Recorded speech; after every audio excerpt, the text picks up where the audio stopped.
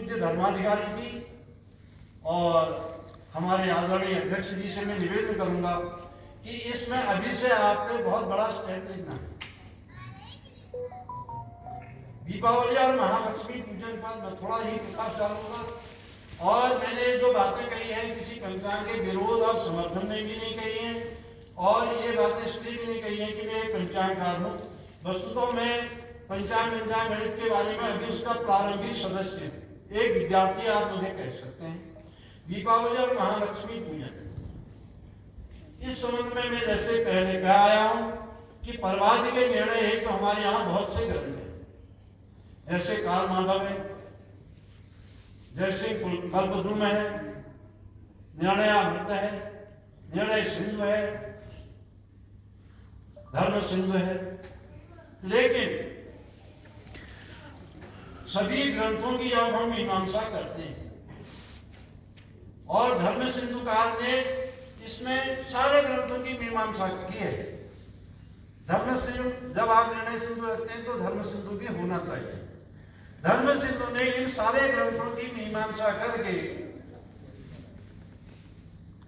सभी मतों के निर्णय रूप में एक मत निर्देशित किया है। उसमें क्या कहा है उन्होंने? पूर्वत्रैव व्याप्ति रीति पक्षे परत्र याम त्रयाधिक व्यापी दर्शे दर्शापेक्षया प्रतिपद प्रतिशत्वे लक्ष्मी पूजनादिकम अपि परत्रैव युक्तम एतन्मते उभयत्र दोष व्याप्ति अव्याप्ति पक्षे परत्र दर्शस्य सार्धयाम त्रयाधिक व्यापित्वात् परत्रैव युक्तेहि। ये पुरुषार्थ चिंतामणि का वाक्य उन्होंने धर्म सिंधुकार ने प्रस्तुत किया है। वस्तुतः धर्म सिंधु और निर्णय सिंधु में आचार्य ने अपने तरफ से कुछ नहीं, सब शास्त्रों के पुराणों के वाक्य ही वहां संग्रह किए। तो पुरुषार्थ चिंतामणि के ये वाक्य में वो कह रहे हैं कि पहले दिन व्याप्ति के पक्ष में यदि दूसरे दिन अमावास्या 3 प्रहर से अधिक हो तो दर्श की अपेक्षा से प्रतिपदा वृद्धिगामिनी हो, प्रतिपदा का वृद्धिगामिनी होना और अमावस्या का 3 प्रहर से अधिक होना, तो लक्ष्मी पूजन आदि दूसरे दिन ही करे, चाहे दूसरे दिन प्रदोष के समय अमावस्या न हो। ये धर्म सिंधु वाले कह रहे हैं।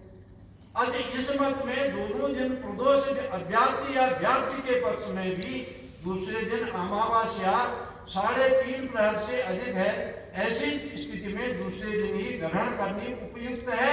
ये धर्म सिंधुकार आचार्य ने अपना मत मीमांसा के बाद यह आचार्य ने अपना निर्णय दिया है।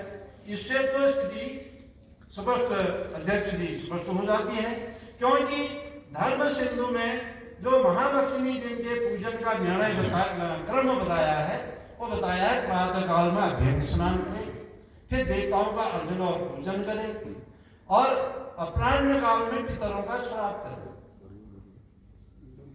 अब अगर आप पहले दिन जैसे लोगों ने चलाया विवाद, पहले दिन करते तो पहले दिन तो अपराह्न में चतुर्दशी है, तो श्राद्ध आप कर नहीं सकते। अपराह्न व्यापनी जो है वो दूसरे दिन है और सायंकाल को दीपावली का पूजन करें और पितरों को उल्का दिखाएं। उल्का क्या है? मशाल। पहले तो हमारे पर्वतीय क्षेत्र में तो मशाल दिखाते थे दिवाली में, अब पता नहीं वो परंपरा कहाँ है या नहीं। तो इससे मेरे विचार से मेरा जो विचार है वो ये है कि जो पर्वों का निर्णय करने वाले विद्वान हैं, उन विद्वानों के को ज्योतिष के सभी सिद्धांत पक्षों का, जैसे सूर्य सिद्धांत है, ब्रह्म सिद्धांत है और दृग सिद्धांत है, इनका पारदृष्टा विद्वान होना चाहिए। उसके बाद पुराणों, स्मृतियों, ग्रह्य सूत्रों, निर्णय सिंधु, धर्म सिंधु आदि ग्रंथों का जो है विशेष अध्ययता उनको होना चाहिए।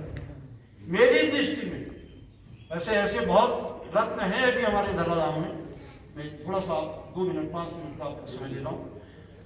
प्रोफेसर प्रियव्रत शर्मा जी के बाद आज ऐसे विद्वानों की संख्या बहुत ही कम है। ऐसी स्थिति में प्रोफेसर प्रियव्रत शर्मा जी के निर्णय ही हमारे लिए विशेष रूप से अनुकरणीय। प्रियव्रत शर्मा जी ने अपनी अमर तिथि वर्ष पर्व विवेक में संवत 2081 एवं संवत 2082 के लिए दीपावली की तिथि का निर्णय क्रमशः 1 नवंबर एवं 21 अक्टूबर 2025 दिया है। विश्व के मूर्धन्य ज्योतिर्विद पंडित ईश्वरी दत्त शर्मा और बंशीधर जोशी जी ने शताब्दी पंचांग में उक्त तिथियां ही दी हैं। शताब्दी पंचांग में भी 21 अक्टूबर की दीपावली दी है। प्रोफेसर प्रियव्रत शर्मा जी से श्री कृष्ण गोपाल गोस्वामी सेक्टर 27 से चंडीगढ़ द्वारा एक प्रश्न पूछा गया। उन्होंने क्या प्रश्न पूछा? इस मामले में सारी हमारे जो समाज था भ्रमित था, उसमें यह प्रश्न पूछा गया कि प्रदोष व्याप्ति कार्तिक अमावस्या में लक्ष्मी पूजन का विधान है। कई बार कार्तिक अमा सूर्यास्त के बाद कुछ ही मिनट तक विद्यमान रहती है। ऐसी स्थिति में क्या लक्ष्मी पूजन प्रदोष के उन्हीं मिनटों में संपन्न हो जाना चाहिए? ये बड़ा प्रश्न था, पिछले बार भी प्रश्न था। लेकिन इस प्रश्न के उत्तर में प्रोफेसर प्रियव्रत शर्मा जी ने मार्तंड पंचांग के संवत 2062-2005-6 के अंक में इस प्रकार उसका उत्तर दिया है। वो मैं यहाँ पर प्रस्तुत कर रहा हूँ। और क्या उत्तर दिया है? दीपावली को अमावस्या भले ही सूर्यास्त के बाद 1 ही मिनट तक व्याप्त हो तो शास्त्रानुसार उसे पूरे प्रदोष काल में सूर्यास्त के अनंतर 3 मुहूर्त तक व्याप्त माना जाता है। अतः इस स्थिति में भी पूरा प्रदोष काल लक्ष्मी पूजन के लिए विहित है। प्रोफेसर प्रियव्रत शर्मा जी के उन उत्तर निर्णय से सन 2025 के दीपावली की स्थिति स्पष्ट हो जाती है कि दीपावली लक्ष्मी पूजन के लिए 21 अक्टूबर 2025 का दिन अधिक प्रशस्त है। हमारा एक पंचांगकारों का संगठन भी है,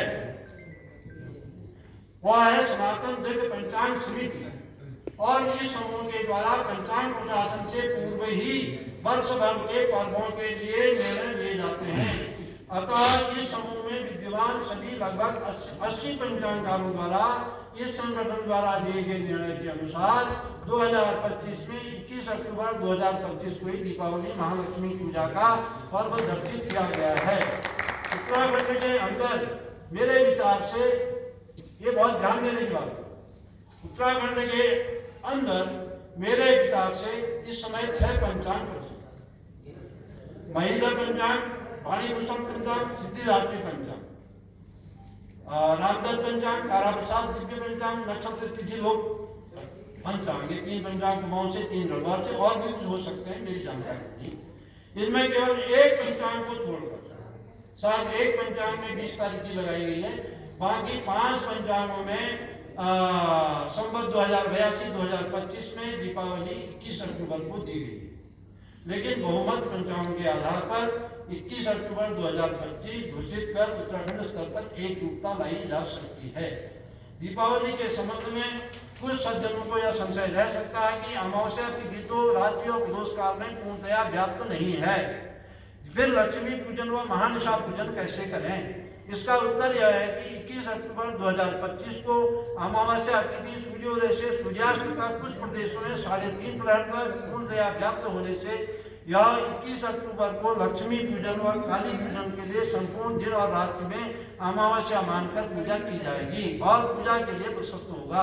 सूर्योदय से सूर्यास्त तक रहने वाली तिथि को शुद्धा या पूर्णांग कहा जाता है।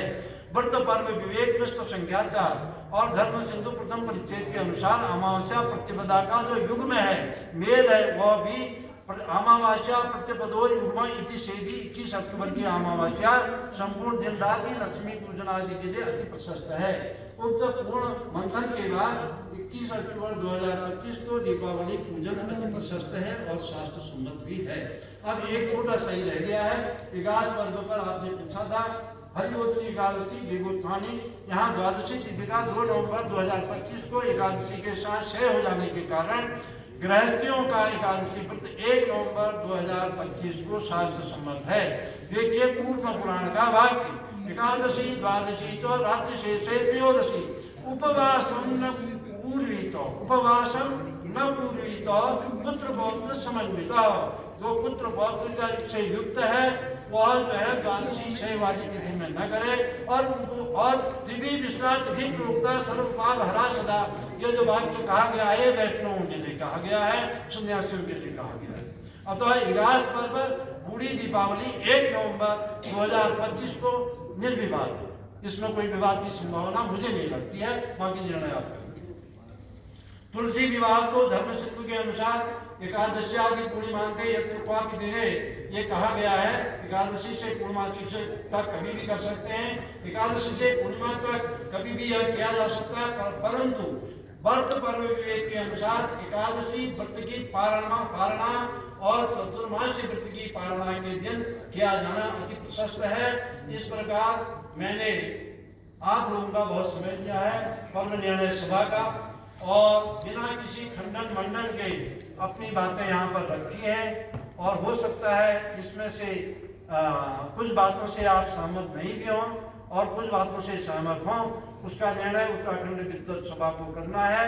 और मैं पूज्य धर्माधिकारी जी, हमारे पूज्य आदरणीय भट्ट जी, पूज्य दूसरे धर्माधिकारी जी, हमारे सभी पूज्य विद्वतगण, अध्यक्ष जी से अपने इस उद्बोधन के बाद समय याचना पूर्वक यह निवेदन करना चाहूँगा कि आज हमारे घर में विवाह था, और विवाह लेकिन मैं पूर्व में कह चुका था कि मैं इस कार्यक्रम में आऊँगा। मैंने आना स्वीकार किया, और अपने बहुत ही मेरे पास समय, स्वास्थ्य और साधन तीनों का बड़ा अभाव है, तो मुझे आप सब लोग इस समय मेरे उद्बोधन के बाद अपना आशीर्वाद देंगे, मैं ये कहूँगा, और अपने आशीर्वाद से मुझे अभिषिंचित करेंगे और मुझे जाने की भी आज्ञा देंगे। और जय बद्रीशाल। आप सब